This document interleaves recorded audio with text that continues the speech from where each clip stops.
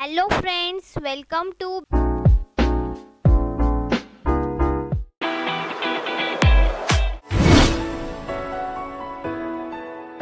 आज आपण पाहणार आहोत 10th class English lesson number 2.3 the twins या पोयमचा वॉर्मिंग अप चिट चॅट आणि मार्जिन क्वेश्चन। त्यासाठी मित्रांनो हा व्हिडिओ शेवटपर्यंत नक्कीच पहा आणि तुम्ही जर चॅनलला सबस्क्राइब केलं नसेल किंवा चॅनलवर नवीन आला असाल तर चॅनलला सबस्क्राइब करून बाजूची बेल आयकॉन नक्कीच प्रेस करा। Okay friends, let's start the video. 2.3 the twins warming up chit chat यामधील question 1 Two babies born at the same time are called twins. Guess and share who are. जेव्हा दोन babies एकाच वेळी जन्माला येतात तेव्हा आपण त्यांना ट्विन्स म्हणतो आणि ते गेस करायचं आहे आणि शेअर करायचं आहे की ते कोण आहेत। तर इथे आपल्याला काही संकल्पना दिल्या आहेत, ट्रिपलेट्स, क्वाड्राप्लेट्स and quintuplets.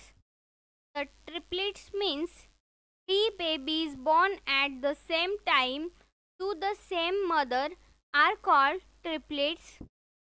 तीन मुलं जेव्हा एकाच वेळी एकाच मातेच्या पोटी जन्माला येतात तेव्हा त्यांना आपण ट्रिपलेट्स म्हणतो। नेक्स्ट आहे क्वाड्राप्लेट्स। Four babies born at the same time to the same mother are called quadruplets. चार मुलं जेव्हा एकाच वेळी एकाच मातेच्या पोटी जन्माला येतात तेव्हा आपण त्यांना क्वाड्राप्लेट्स असे म्हणतो। नेक्स्ट आहे क्विंटुप्लेट्स।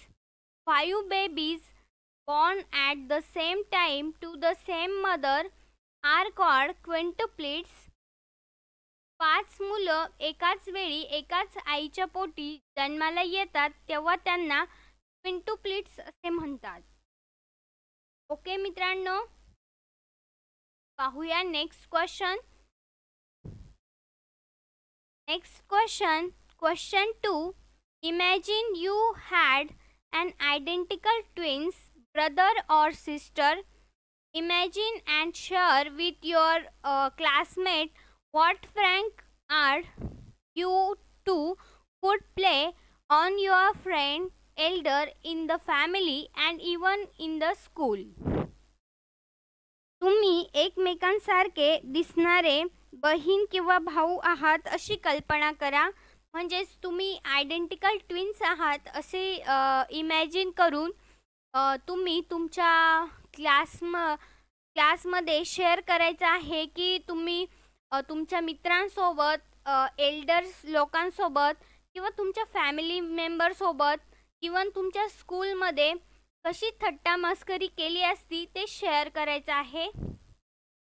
आणि याचा आन्सर आहे A if got into any trouble I would simply pretended to be my twins and escape punishment. B when an assignment is incomplete we could pretend to each other to avoid punished. C during game we would be in the opposite teams and confuse everyone. D we would confuse our relative by dressing alike. Okay मित्रांनो, तर अशा प्रकारे question 2 हा इथे complete झाला आहे। पाहूया next question. Next आता आपण पाहणार आहोत introductory question. Question 1 study the following pair of group of word cap and stores, needle and thread, bird and beads, take a risk, sip tea और coffee, hide and seek etcetera. खालील जोडीने येणाऱ्या शब्दांचा किंवा शब्द गटांचा अभ्यास करा। These are set of words that more than often go together and occur together. We call such set collocation. असे शब्द चे गट किंवा संच विशिष्ट शब्दांसोबत किंवा बरोबरीने येतात अशा शब्दांना आपण कॉलोकेशन म्हणतो. Select the proper word from the bracket to from collocation. तर कॉलोकेशन तयार करण्याकरिता कंसातील योग्य शब्दांचा वापर करा. तर इथे आपल्याला हे काही शब्द दिले आहे, त्यांचा वापर करून आपल्याला खालील कॉलोकेशन कंप्लीट करायचे आहे. A. Absolutely necessary. B. Cannot afford. C. Formal clothes. D. Job interview. E. Pass time. F. Accept defect. G. Early morning. H. Catch a cold. I. Leading role. J. Join owner. तर अशा प्रकारे आपण हे collocation complete केले आहे. पाहूया next question. Next आहे question 2. Exaggeration or overstatement often occurs. For example, she is thin as a pin. हे मित्रांनो जी अतिशयोक्ती आहे त्यामुळे वाक्यांमध्ये विनोद तयार होतो. For example, he has a pea-sized brain. My shoes are killing me. When such exaggerated lines occur in poetry, they are example of the figure of speech hyperbole. तर जेव्हा असे एक्झॅग्रेशनचे कवितेमध्ये ओळी येतात तेव्हा हायपरबोली हा अलंकार होतो. Complete the following example of hyperbole using word from the bracket below. तर आपल्याला खालील दिलेले जे हे काही कंसामध्ये जे शब्द आहे ते शब्द वापरून अतिशयोक्ती अलंकाराची ही उदाहरणे कंप्लीट करायची आहे. A. She wet an ocean of streams. B. The hungry man eat a dash of food. Turn. C. He run faster than a horse. B. Where I am freezing to death. E.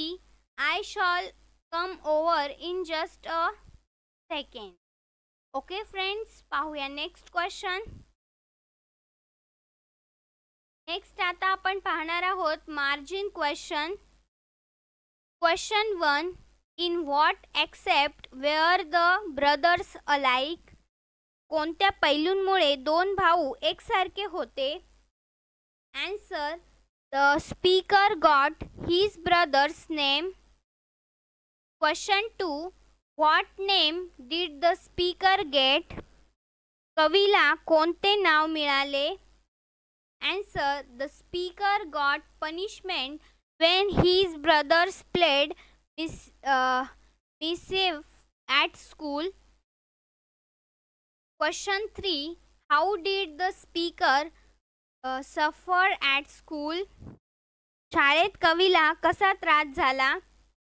Answer. The brothers were alike each other in form, future, face and. Question 4. What is impossible in the last two lines? Answer. It is impossible to bury a living person mistakenly instead of a dead person. Okay friends, तर अशा प्रकारे मित्रांनो तुम्ही तुमच्या वहीमध्ये याच पद्धतीने हा चिटचॅटचा सेशन लिहू शकता. तर हा व्हिडिओ तुम्हाला आवडला असेल मित्रांनो तर व्हिडिओला एक लाईक तर नक्कीच करा आणि या व्हिडिओची लिंक जास्तीत जास्त विद्यार्थी मित्रांपर्यंत शेअर करा. Okay friends, thanks for watching my video. Thank you.